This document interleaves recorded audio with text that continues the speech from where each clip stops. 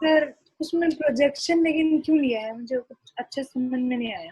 Projection, अच्छा देखो, जब हम पोस्टुलेट पढ़ते हैं तो पोस्टुलेट में जब मैंने पढ़ाया था, याद करो, मैंने कहा था collapse of the wave function, ठीक है।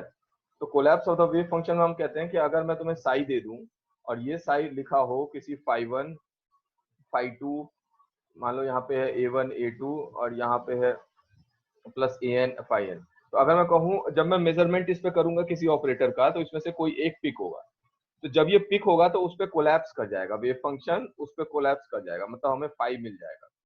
अच्छा गौर करो, तुम्हारे क्वेश्चन में क्या किया गया था, उन्होंने ये कहा सिंपली ऐसे किया हुआ उस क्वेश्चन में, उन्होंने मान लिया कोलैप्स करके वेव फंक्शन फाई बन गया, लेकिन उन्होंने ये वेव फंक्शन फाई जो है वो इस पूरे पोर्शन को कह दिया, ठीक है।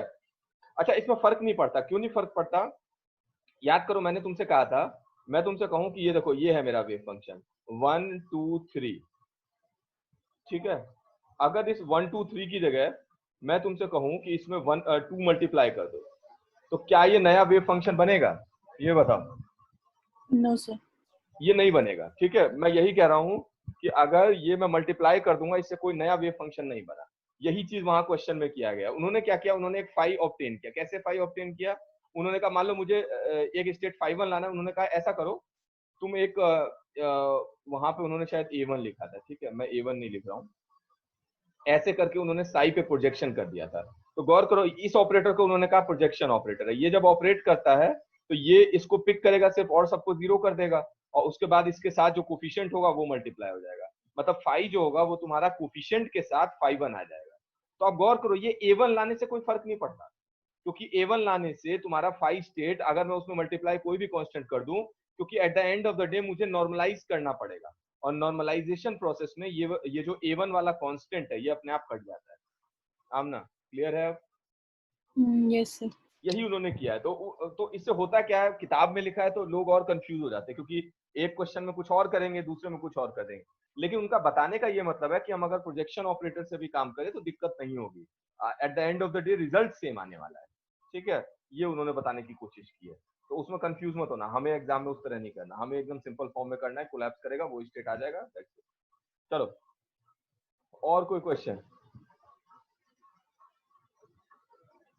कल टेस्ट होगा, ठीक है। मैं तुम लोगों के लिए थोड़ा सा मेहनत मैं अभी कर रहा हूँ फिलहाल, ठीक है।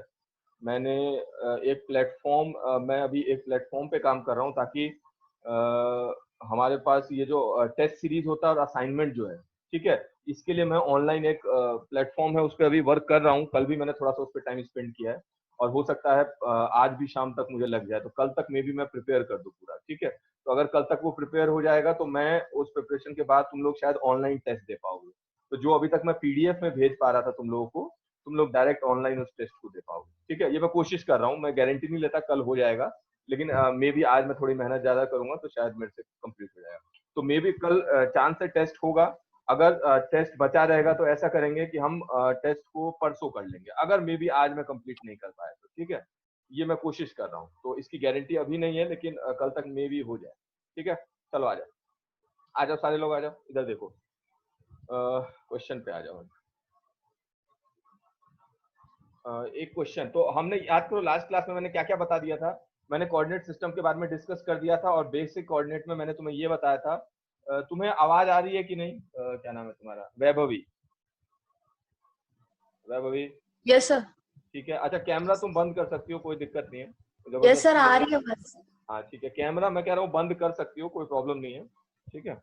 आ जाओ। कोऑर्डिनेट सिस्टम में मैंने तुम लोगों को क्या क्या पढ़ा है, मैंने तुम्हें ये सिंपली कहा सबसे पहले क्या फोकस करो, पहले ये देखो ये एक्स वाई जेड या आर थीटा फाई क्या आता है, पहला काम ये है। दूसरा काम ये देखो कि लिमिट्स क्या है, इनके ऊपर लिमिट क्या लगती है। तीसरा काम मैंने कहा क्या देखो, उसके बाद तुम्हें कहा था डीएल निकाल लो, डीए निकाल लो, और डी टाउ निकाल लो। उसके बाद मैंने कहा इतना अगर आ गया तो उसके बाद इंटीग्रेशन थोड़ा सा सीख लो, इंटीग्रेट कैसे करते हैं, लिमिट क्या लगती है। इतना अगर आ गया तो उसके बाद थोड़ा सा कोऑर्डिनेट ट्रांसफॉर्मेशन सीख लो, कि कोऑर्डिनेट को ट्रांसफॉर्म एक सिस्टम से दूसरे में कैसे करें। तो बेसिकली होता क्या है, सबसे स्टैंडर्ड है कार्टेशियन। कार्टेशियन आसान क्यों है, क्योंकि याद करो मैंने बताया था कार्टेशियन में अगर मैं यहाँ x दे दूं, y दे दूं, और यहाँ लिखूं 3i + 4j, तो बहुत आसान होता है, 3 यूनिट x में चलो और 4 यूनिट y में चलो। इसका मतलब ये जो पॉइंट होगा यहाँ पे इस पॉइंट को हम 3i + 4j कहेंगे। तो ये डिपिक्ट करना बहुत ईजी हो जाता है, इसीलिए हम क्या करते हैं, पोलर कोऑर्डिनेट या फिर स्फेरिकल या फिर सिलेंड्रिकल, उन सारे कोऑर्डिनेट को हम कार्टेशियन में कन्वर्ट करने की कोशिश करते हैं, या कार्टेशियन दिया है तो उनमें कन्वर्ट करने की कोशिश करते हैं। तो अगर तुम्हें इतना आता है तो तुम कोई भी कोऑर्डिनेट सिस्टम टैकल कर सकते हो। तो लास्ट क्लास में याद करो, मैंने एक बहुत अच्छा एग्जांपल दिखाया था पोलर कोऑर्डिनेट का। पोलर कोऑर्डिनेट में मैंने तुम्हें एक्स वाई जेड बता दिया था, लिमिट बता दिया था, तो उसमें मैंने कहा ये आर थीटा होगा, फिर मैंने उसकी लिमिट बता दी थी कि आर 0 से लेके इंफिनिटी तक जाएगा और थीटा जो है 0 से लेके 2 पाई जाएगा।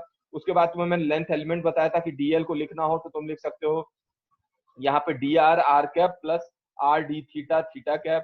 फिर मैंने ये भी बता दिया था कि डी एरिया लिखना हो तो तुम चुपचाप लिख देना आर डी थीटा और यहाँ पे जेड कैप लगा देना। जेड कैप क्या है, perpendicular to x y plane, ये बताया गया है।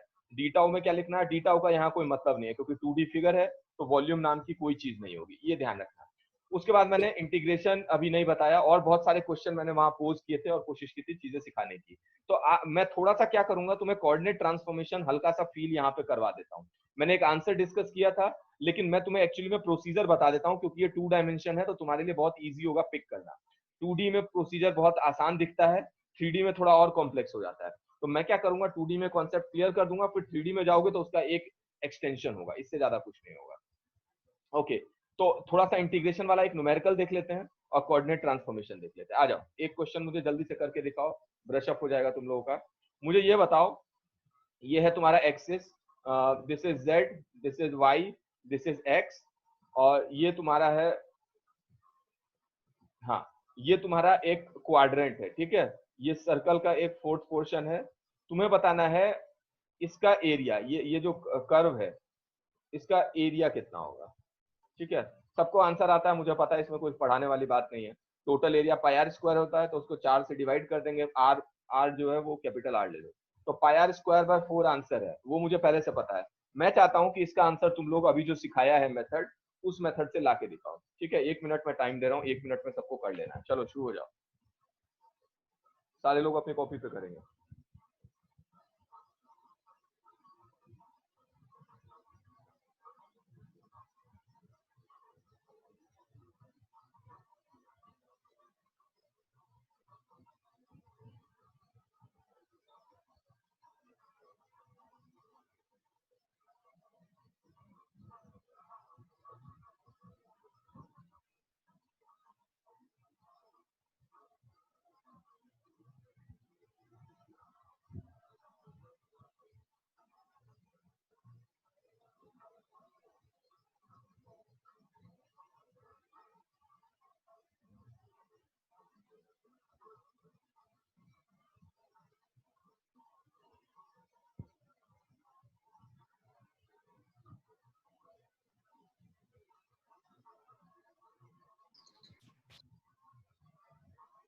आया वैभवी, यस सर। शिवांगी आ गया, ओके यस आ गया। ठीक है।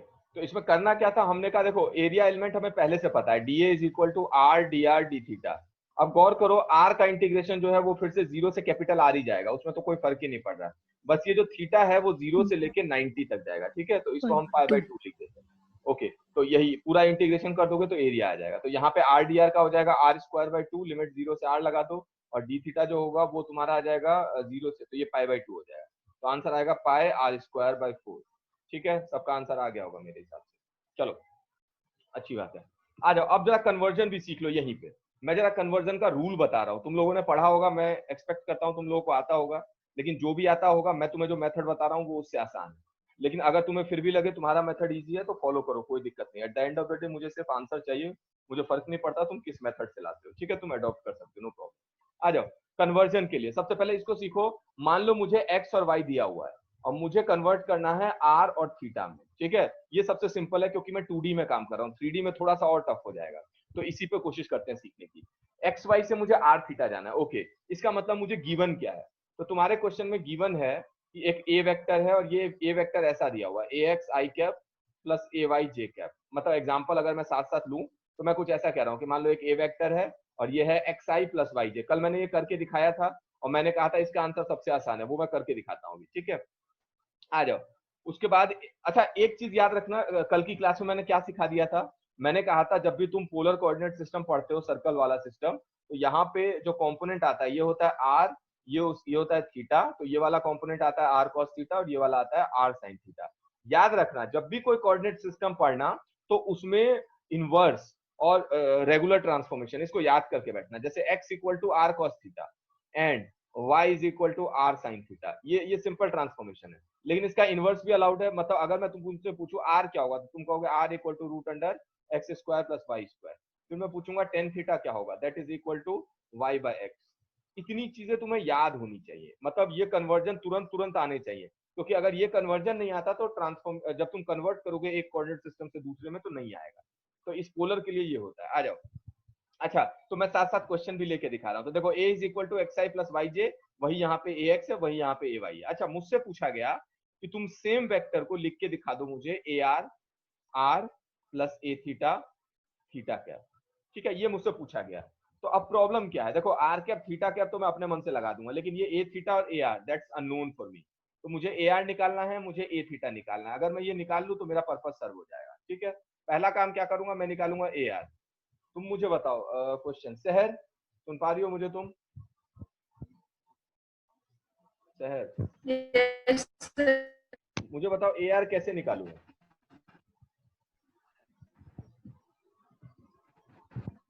ये ए का हम ले लें आर के साथ।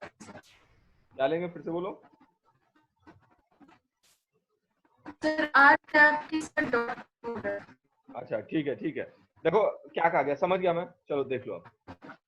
ए आर इज इक्वल टू पूछा गया ये आर कंपोनेंट क्या होगा। आर कंपोनेंट निकालने के लिए क्या करना पड़ेगा, ओरिजिनल वेक्टर को उठाओ और उसको आर डायरेक्शन में प्रोजेक्ट कर दो। तो ए का आर डायरेक्शन में प्रोजेक्शन ही ए आर कहलाता है। अब तुम कहोगे सर इसमें क्या नया आएगा, फिर तो वही घूम फिर के आ जाएगा। देखो अंतर क्या है, मैं इस ए को कार्टेशियन में रखूंगा। देखो ये कार्टेशियन में है जो कि मुझे गिवन है, और ये आर कैप तो आर कैप है, रहने दो। इसका मतलब अगर मैं अगला स्टेप बढ़ूं तो देखो मेरा आंसर क्या होगा। यहाँ पे मुझे मैं याद करो, शुरू में हो सकता है तुम्हें लेंदी लगे, लेकिन थोड़ी देर में तुम्हें आदत पड़ जाएगी तो तुम बहुत सारे स्टेप्स स्किप कर सकते हो। तो शुरू में मेहनत करना, बाद में उर्ली कर सकते हो, उसमें कोई दम नहीं। ए X I plus A Y जे। अब क्या करेंगे इसका डॉट आर कैप के साथ, तो आंसर आ जाएगा ए एक्स तो एज इट इज रहेगा, ये हो जाएगा आई डॉट आर कैप, और प्लस ए वाई भी एज इट इज रहेगा, ये हो जाएगा जे डॉट आर कैप। इसका मतलब ए एक्स और ए वाई तो मैं पहले से जानता हूँ, सारा का सारा खेल डिपेंड करता है ये आई डॉट आर क्या है और जे डॉट आर क्या है। बस इतना सीखना है मुझे। अब ये हो गया ए आर। अब स्नेहा तुम्हें समझ आया? Sneha yes sir. ठीक है, आ जाओ अगला पार्ट।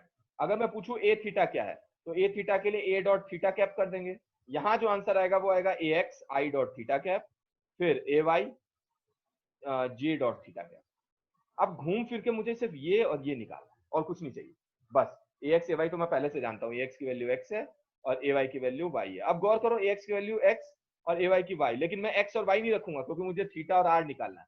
तो मैं इसको लिख दूंगा आर कॉस थीटा और इसे लिख दूंगा आर साइन थीटा। तो देखो सारा का सारा मैं पोलर कोऑर्डिनेट में लेके जा रहा हूँ, लेकिन अभी भी मुझे ये चाहिए आई डॉट थीटा जे डॉट थीटा, और पीछे चाहिए R dot theta sorry I dot are और जे डॉट आर।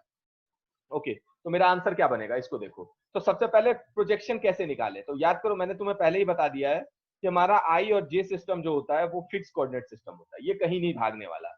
और जो तुम्हारा थीटा कोऑर्डिनेट सिस्टम होता है ये क्या करता है, चेंज कर जाता है। कैसे, तो यहाँ पे गौर करो, अगर मैं छोटा सा आर कैप ले लूं, याद रखो ये आर कैप है। आर कैप का मतलब है इसका मैग्नीट्यूड 1 है। अगर ये आर कैप है और इसका मैग्नीट्यूड 1 है और ये एंगल थीटा बना रहा है, तो मैं तुमसे पूछूं ये कंपोनेंट कितना होगा, तुम कहोगे सर ये कॉस थीटा हो जाएगा। ये कितना होगा, तो ये साइन थीटा, क्योंकि आर की वैल्यू 1 हो गई। ओके, तो अगर कोई तुमसे पूछे मुझे बताओ आई डॉट आर क्या है, तो तुम कहोगे सर ये तो कॉस थीटा है। और जे डॉट आर कितना है, ये हो जाएगा sine theta. That's it. Okay, बस इतना आया। ठीक है, अच्छा अब तुम जल्दी से 1 मिनट का मैं टाइम दे रहा हूँ तुम लोगों को। तुम मुझे ये बताओ, जो मैंने इतना सिखा दिया तो, कि मैं ये तो मेरा निकल गया, अब मुझे ये निकाल के दिखाओ ये आई डॉट थीटा कैप क्या होगा और जे डॉट थीटा कैप। सारे लोग कॉपी में, अपनी कॉपी में करके दिखाओ। आंसर तुम्हारी कॉपी में लिखा होना चाहिए, जल्दी से 1 मिनट का टाइम, सारे लोग करेंगे। वैभवी तुम्हें समझ आ रहा है कि नहीं? Yes sir. आ रहा है ना, आवाज में कोई दिक्कत? जल्दी तो नहीं है कि तुमने पढ़ नहीं रखा है, सर। कि थोड़ा बहुत याद आ रहा है सब कुछ? याद ही आ रहा है सर। करो जल्दी से, अब करके दिखाओ मुझे। कॉपी पे करो जल्दी से, आई डॉट थीटा और जे डॉट थीटा कितना आता है, जल्दी करो, पिक्चर बना के करो, ड्राइंग बनाओ इसकी।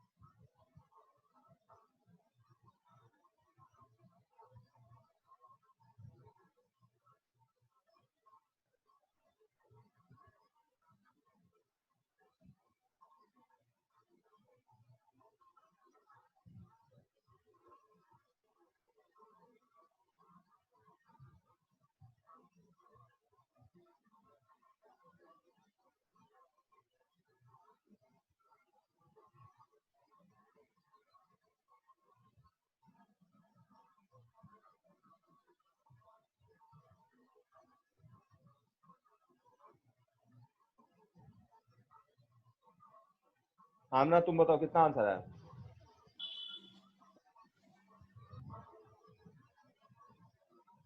आमना,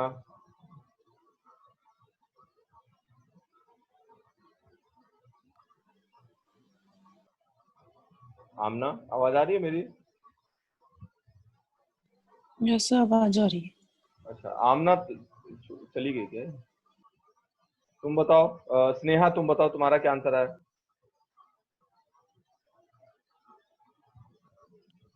सर हमें नहीं आया करना। अच्छा, ये नहीं आया। तुम बताओ वैभवी, तुम बताओ, तुमने निकाला आंसर, तुम बोलो। क्या है सर? कितना है? जल्दी बोलो।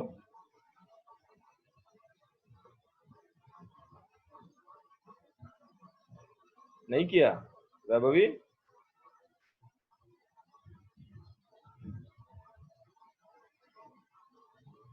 तुम बताओ शहर, तुम बताओ तुम्हारा कितना आंसर है?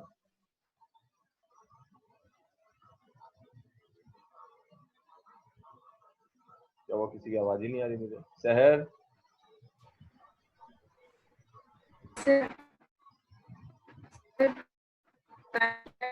आर कॉस थीटा है और r sin। I dot theta कितना आया? R cos theta. R cos theta, और ये आर साइन थीटा। आमना तुम सुन पा रही हो मुझे? आमना,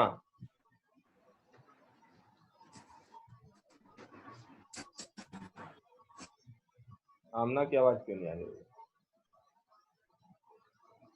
सर यही आएगा आंसर। नहीं, ये आंसर नहीं है। अरे ये खुश मत हो तुम लोग, है ये ना? आंसर नहीं है, हमें लग रहा था गलत है। ये आंसर नहीं है। और कौन बच्चे हैं मुझे देखने को तो, कोई आमना तुम्हारी आवाज क्यों नहीं आ रही? माइक में प्रॉब्लम है क्या तुम्हारे? आमना, ये और कौन है? ममता तुम बताओ, ममता।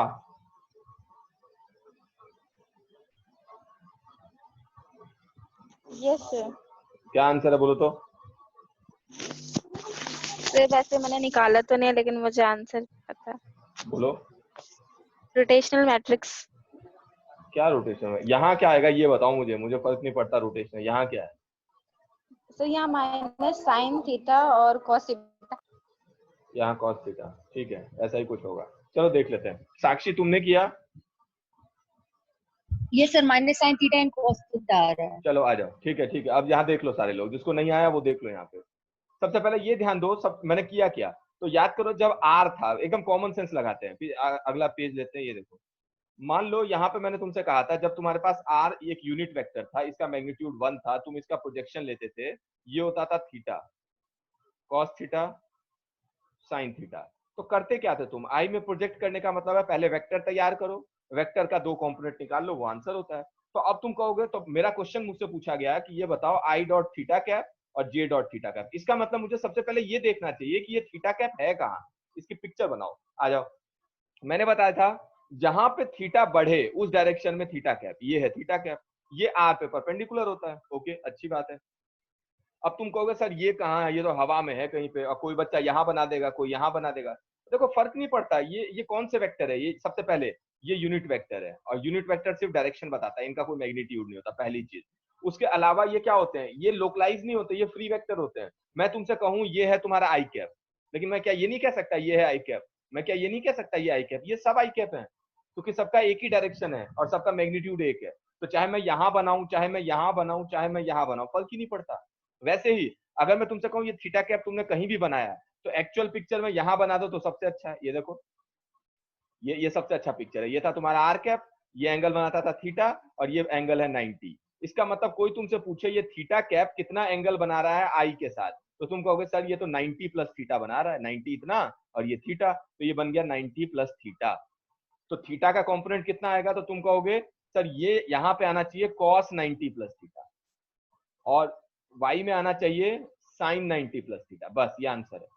और यूनिट वेक्टर है इसीलिए यहाँ पे 1 है, यहाँ पे 1 है, यहाँ 1 है, यहाँ पे 1 है, क्योंकि ये यूनिट वेक्टर है।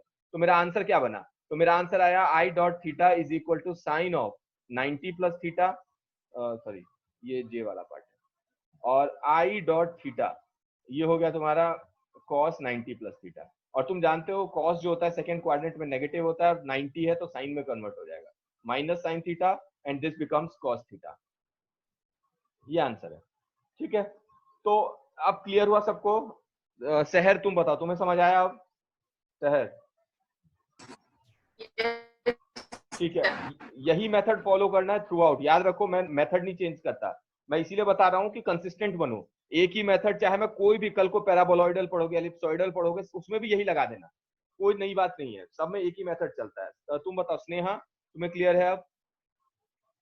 Yes sir. ओके, आ जाओ अपने क्वेश्चन पे आ जाओ। तो अब हमने क्या सीखा यहाँ पे, हमने ये सीखा कि हमारे जो कंपोनेंट हैं, तो अगर मैं मैट्रिक्स बनाने, इसी को मैट्रिक्स बना लिया जाता है। कैसा मैट्रिक्स, तो गौर करो यहाँ पे लिख देते हैं मान लो आई जे, और यहाँ लिख देते हैं आर थीटा।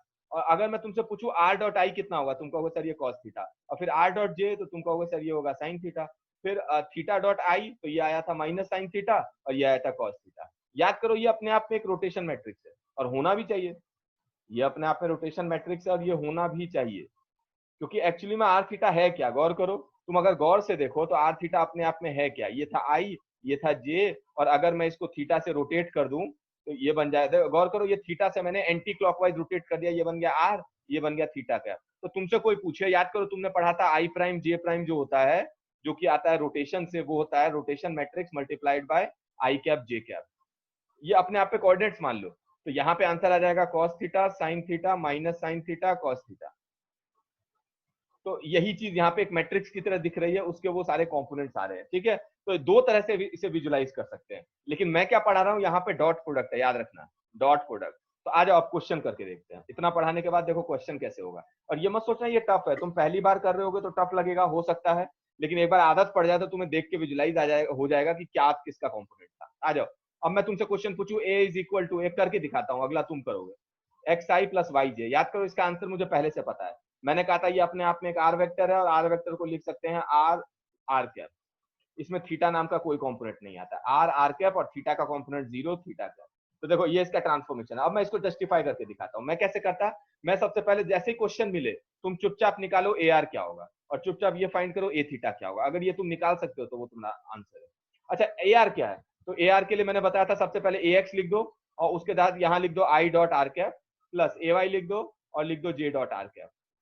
याद करो तुमने अभी पढ़ा है ए एक्स क्या था, ये एक्स है, और एक्स को कन्वर्ट कर देना, मैंने तुम्हें ट्रांसफॉर्मेशन पहले ही सिखा दिया था साथ साथ कि x इज इक्वल टू है r cos theta, y is equal to r sine theta. तो कन्वर्जन में हमेशा आर थीटा में लेके चले जाओ। तो ये देखो ये क्या बना, ये बना आर कॉस थीटा, और आई डॉट आर भी कॉस थीटा है, प्लस ए वाई कितना है आर साइन थीटा, और जे डॉट आर भी साइन थीटा है। तो मेरा आंसर आएगा r cos square theta plus sine square theta equal to 1, तो r into 1 equal to r. Done. अब ए थीटा पे आ जाओ, ए थीटा पे हमने लिखा A X I dot theta cap plus A Y J dot theta cap, इतना लिख दिया मैंने। अब मेरा आंसर क्या आएगा, तो देखो ए एक्स वही, फिर से वही, इसमें कुछ नहीं बदला, लेकिन जब मैं आई डॉट थीटा निकालता था, याद करो पीछे मैट्रिक्स देखा था, उसमें आया था ये माइनस साइन थीटा, और प्लस जब मैंने ए वाई निकाला था तो ये आया था आर यहाँ पे ए वाई था साइन थीटा और ये आया था कॉस थीटा। अब गौर करो ये दोनों एक दूसरे को कैंसिल कर देंगे, आंसर आएगा 0। इसका मतलब मेरा पार्ट सही है, तो मेरा आंसर आया A vector is equal to R are cap plus 0 theta cap which is equal to R are cap. Done. Amna तुम बताओ, तुम्हें आवाज आ रही है? आमना क्लियर है? आमना चलो ठीक है, मुझे लगता है तुम्हारी आवाज नहीं आ रही, चैट में देखना पड़ेगा। तुम बताओ स्नेहा, तुम बताओ तुम्हें क्लियर हुआ क्या कर रहे हैं हम? सर वो मैसेज कर रही है यस सर। अच्छा ठीक है, चलो चलो मैं समझ गया। स्नेहा तुम बताओ मुझे। Yes, Sneha sir. आ गया, क्लियर हुआ? क्वेश्चन कर लोगे? अब पूछूंगा तो Yes, sir. आ जाओ, एक क्वेश्चन सारे लोग करके दिखाओ मुझे। 2 मिनट का टाइम दे रहा हूँ, जितना फास्ट हो सके कर डालो इसको। आवाज आ रही है ना मेरी? हाँ ठीक है, चलो देखो। ए वेक्टर एक है, ये लिखा गया है एक्स स्क्वायर आई कैप प्लस वाई स्क्वायर जे कैप। कभी मत सोचना तुम्हारा आंसर बहुत सिंपल आएगा, मैं बस ऐसे सिंपल एक रैंडम सा क्वेश्चन दे रहा हूँ, करके दिखाओ। एक्स स्क्वायर आई कैप प्लस वाई स्क्वायर जे कैप। मैं नहीं एक्सपेक्ट करता आंसर अच्छा आएगा, बस जो भी आए चुपचाप अपनी कॉपी पे कर दो। 2 मिनट का टाइम दे रहा हूँ, जल्दी से सारे लोग। वैभवी क्वेश्चन दिखा। कॉपी पेन लेके बैठी हो कि नहीं तुम, ये बताओ पहले। Yes sir. हाँ तो करो, क्वेश्चन करके दिखाओ। क्वेश्चन करना है, मस्ती मारने नहीं बैठी हो यहाँ पे, ठीक है? क्वेश्चन करो।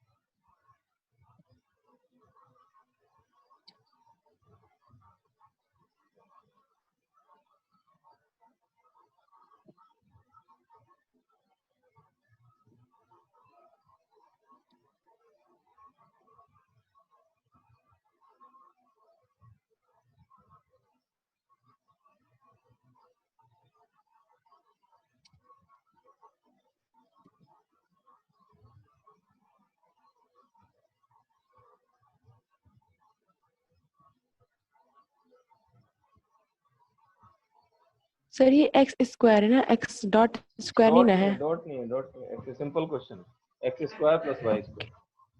ठीक है करो। आया आंसर कि नहीं? ये सर काफी कॉम्प्लिकेटेड आ रहा है। हाँ ए आर बताओ मुझे, ए आर कितना है? R square in bracket cos cube theta plus sine cube theta.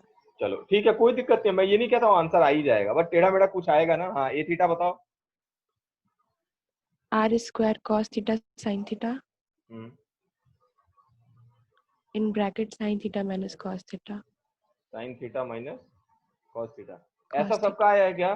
Shivangi तुम बताओ, ममता तुम बताओ। Yes sir. चलो ठीक है। अब देखो हमेशा मत सोचना कि रिड्यूस हो जाएगा। एक चीज याद रखना, जेस्ट में बराबर ऐसे क्वेश्चन पूछे जाते हैं।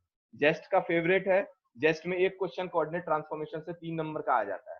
वो या तो सिलिंड्रिकल से कहेंगे कार्टेशियन में बदल दो, या स्फेरिकल से कहेंगे कार्टेशियन में बदल दो। तो ये ध्यान रखना, ये बराबर 2-3 साल रेगुलर आया हुआ है, तो इसलिए इसकी आदत डाल लो। मैं आगे भी क्वेश्चन, लेकिन ज्यादा नहीं, बस इतना करके जाओ तुमसे हो जाए सॉल्व। और बीच बीच में मैं करवाता रहूंगा, बीच में ब्रेक होगा उसमें एक क्वेश्चन दे दूंगा, प्रैक्टिस हो जाएगी। आ जाओ आ जाओ, आगे बढ़ते हैं, आ जाओ स्फेरिकल पोलर कोऑर्डिनेट पे चलते हैं। स्फेरिकल स्फेरिकल पोलर कोऑर्डिनेट, इसको देखते हैं जरा। याद करो स्फेरिकल पोलर कोऑर्डिनेट, सबसे पहले हमें देखना है कि इसमें कोऑर्डिनेट्स क्या है। तो हमने कहा आर थीटा फाई, उसके बाद हमने कहा इसकी लिमिट क्या है। तो आर एक वेरी करेगा थीटा और फाई। स्नेहा तुम बताओ, तुम्हें कुछ याद होगा स्फेरिकल पोलर कोऑर्डिनेट में क्या क्या लिमिट्स होती हैं? आता है तो बताओ, नहीं तो गेस करो, कोई दिक्कत नहीं।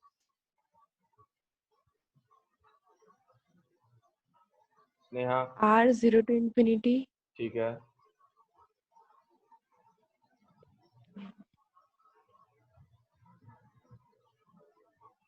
सर पिक्चर बना दीजिए, थीटा और फाई में कंफ्यूजन है, आपने लिया कौन सा एंगल है मतलब। थीटा, अच्छा मैं बता देता हूँ।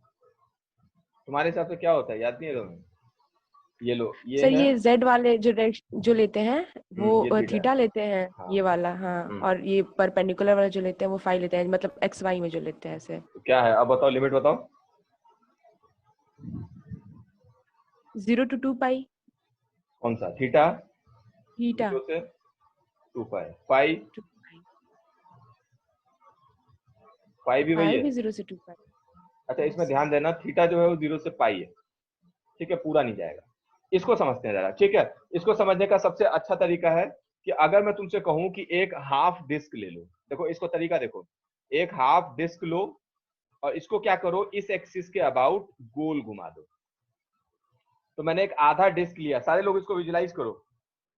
एक हाफ डिस्क को पूरा गोल घुमा दोगे तो क्या बन जाएगा? स्नेहा तुम बताओ क्या बनने वाला है? स्फीयर। स्फीयर बन जाएगा। ये देखो, ये पूरा का पूरा एक डिस्क है, ये मत सोचो रिंग है, ये डिस्क है, हाफ डिस्क, और इस पूरा इसको गोल घुमा दोगे तो ये अपने आप में एक स्फीयर बन के निकल के आएगा, ठीक है, ये स्फीयर बन जाएगा। तो स्फीयर बनाने का एक तरीका ये है। अब क्वेश्चन है दूसरा तरीका क्या है, मैं इसलिए बता रहा हूं क्योंकि ये जो हाफ डिस्क बनाते हैं, ये हाफ डिस्क बनाने का मतलब है कि तुमने एंगल को कितना घुमाया है, 0 से लेके पाई तक। समझ आया? स्नेहा तुम्हें क्लियर हुआ? ये तुम्हारा थीटा था, थीटा को 0 से लेके तुम घुमाओगे यहाँ तक पाई तक, लेकिन फाई जो होगा वो पूरा गोल घूमेगा ऐसे करके 0 से 2 पाई। अभी मैंने पूरा नहीं समझाया है, तो जिसको समझ आया अच्छी बात है, नहीं समझ आया कोई दिक्कत नहीं। मैंने बस रैंडम ये बताया कि ऐसा कुछ होता है, तो आता है तो अच्छी बात है, नहीं तो अभी मैं एक एक करके बता रहा हूँ। अच्छा अब पहले इसको समझो कि याद करो इससे पहले क्या क्या पढ़ लिया था। मैंने कहा था कोऑर्डिनेट सिस्टम हम इसलिए यूज करते थे ताकि यूनिवर्स में हम कोई भी एक्सपेरिमेंट कर सके थियोरेटिकली। यूनिवर्स का कोई भी एक्सपेरिमेंट मैं अपने कोऑर्डिनेट सिस्टम में एनकम्पास कर सकूं, उसको अपने सिस्टम में रख सकूं। तो यहाँ पे क्या कर रहा हूँ, यहाँ पे मैं कह रहा हूँ सबसे पहले मैंने एक 3D कोऑर्डिनेट सिस्टम लिया, तो इसमें मैंने z y x ये फिक्स कोऑर्डिनेट सिस्टम है। ये तुम्हारा क्या है, ओरिजिन, और ओरिजिन पे मैंने क्या किया, एक छोटा स्फीयर बनाया, फिर बड़ा, फिर बड़ा और बड़ा, इतना बड़ा बना दिया एक पॉइंट पे कि पूरा यूनिवर्स इसमें समा गया। इस केस में क्या होगा, इस केस में यूनिवर्स के, चाहे मैं मंगल ग्रह पे, अगर मैं मंगल प्लेनेट पे, मार्स पे करूं एक्सपेरिमेंट, तो भी मैं उसका एक कोऑर्डिनेट लेके उसे लिख सकता हूं, उसका एक कोऑर्डिनेट दे सकता हूं r θ1 φ1, ऐसे करके मैं एक कोऑर्डिनेट लिख सकता हूं। अब ये कितना वो अलग बात है, लेकिन ऐसा कोऑर्डिनेट मैं लिख सकता हूं। तो इससे ये क्लियर हो गया कि छोटे स्फीयर से बड़े स्फीयर जाते जाते मैं पूरे यूनिवर्स को ऑक्यूपाई कर पा रहा हूं अपने कोऑर्डिनेट सिस्टम में। इसका मतलब मेरा कोऑर्डिनेट सिस्टम सफिशिएंट है, सारी इंफॉर्मेशन लेके बैठ सकता है। आ जाओ अब जरा देखते हैं कि ये कोऑर्डिनेट जो है इसको रिप्रेजेंट कैसे किया जा रहा है, और ये थीटा जो है वो पाई क्यों है, और आर जो है तुम्हारा ये कहां से होता है। सबसे पहले आर ओरिजिन से डिफाइन होता है, याद रखना, एक्सिस से नहीं होता, आर ओरिजिन से डिफाइन होता है। उसके बाद ये एंगल थीटा है, ये जेड एक्सिस के साथ बनाता है, एकदम याद कर लो, जेड एक्सिस के साथ, जब तक बोला ना जाए तब तक यही एंगल अंडरस्टूड है, इसमें कोई पूछने की जरूरत नहीं है। अच्छा एक चीज और ध्यान रखना, मैं अगर तुमसे पूछूं कि अगर ये आर है तो इसका एक कंपोनेंट जो होगा वो यहां लाई करेगा, ये तो सबको विजुलाइज हो रहा है, ये आर है तो इसका ये कंपोनेंट जो आएगा वो होगा आर कॉस थीटा, तो जेड जो होगा वो आर कॉस थीटा आ जाएगा यहां से यहां तक। लेकिन यहां जो गिरेगा, गौर करो, ये तुम्हारा प्लेन में गिरेगा। अच्छा इसको देखने का क्या तरीका है, तो इसको विजुलाइज करने के लिए यहां देखो, मैं एक पिक्चर दिखाता हूं, यहां देखो, अगर मैं इसको ऐसे रखूं, ठीक है, ये तुम्हारा ये प्लेन है, ठीक है, ये एक्स वाई प्लेन है, और ये तुम्हारा जेड एक्सिस था ऊपर में, और ये वेक्टर था, ठीक है, एक्स वाई प्लेन ऊपर में जेड एक्सिस और ये वेक्टर। तो अब गौर करो ये जो होगा ये कहां गिरेगा, ये इसका एक कंपोनेंट तो यहां जाएगा आर कॉस थीटा, लेकिन दूसरा कंपोनेंट प्लेन में आएगा। तो इसको कभी मत सोचना, ये इसको कभी तुम्हें ये नहीं सोचना है कि ये वाला चीज जो है वो वाई एक्सिस में चला जाएगा या वो वाला चीज जो है एक्स एक्सिस में चला जाएगा, तुम्हें एकदम सोचना है ये प्लेन में गिर रहा है, ये प्लेन में कहीं भी हो सकता है, हमें नहीं पता, ये कहीं भी हो सकता है, एक्स वाई प्लेन में पूरा घूम सकता है, ठीक है। तो ये पिक्चर मैंने तुम्हें वहां पे दिखाया हुआ है, इसको जरा देखो, यही मैं वहां पे बता रहा हूँ। हाँ, ये जो मैंने कंपोनेंट, तो इसमें सबको ये डाउट रहता है कि सर यहाँ तो r cos थीटा है, तो ये तो नीचे गिरेगा, ये नीचे गिरेगा तो सर y एक्सिस पे चला जाएगा। ये y पे नहीं है, y तो स्पेशल केस हो गया, ये पूरा का पूरा एक्स वाई प्लेन में कहीं भी हो सकता है। अच्छा, ये कितना होगा इसको देखो, तो ये r cos थीटा, ये यहाँ पे हो जाएगा r sin थीटा। अब ये जो है r sin थीटा वाला कंपोनेंट, ये x के साथ फाई एंगल बनाता है, इसको याद करो। फाई एंगल हमेशा x के साथ होता है, थीटा जो होता है वो z के साथ होता है, इसमें क्लैरिटी होनी चाहिए तुम लोगों को। ओके, तो फाइनली ये r sin थीटा है, तो इसका एक कंपोनेंट आएगा, वो हो जाएगा r sin theta cos phi, और यहाँ वाला कंपोनेंट हो जाएगा y में r sin theta sin phi. आ जाओ, तो अगर मैं इसको एक्सप्लिसिटली यहाँ लिखूं तो देखो क्या लिखूंगा, x इज इक्वल टू सबसे पहले r sin theta cos phi, y is equal to r cos theta r sin theta sin phi, और लास्ट में लिखेंगे z is equal to r cos theta. चलो, तो इतनी चीज अभी सीखी है हमने, अभी बहुत कुछ सीखना बाकी है। याद रखो, अभी मैं दोबारा से लॉगिन भेजूंगा तुम लोगों को, ठीक है, दोबारा से लॉगिन करना है, अभी 1 मिनट में ये एंड हो जाएगा सेशन। एक क्वेश्चन लिख लो, एक क्वेश्चन नहीं, 2 लिख लो जल्दी से।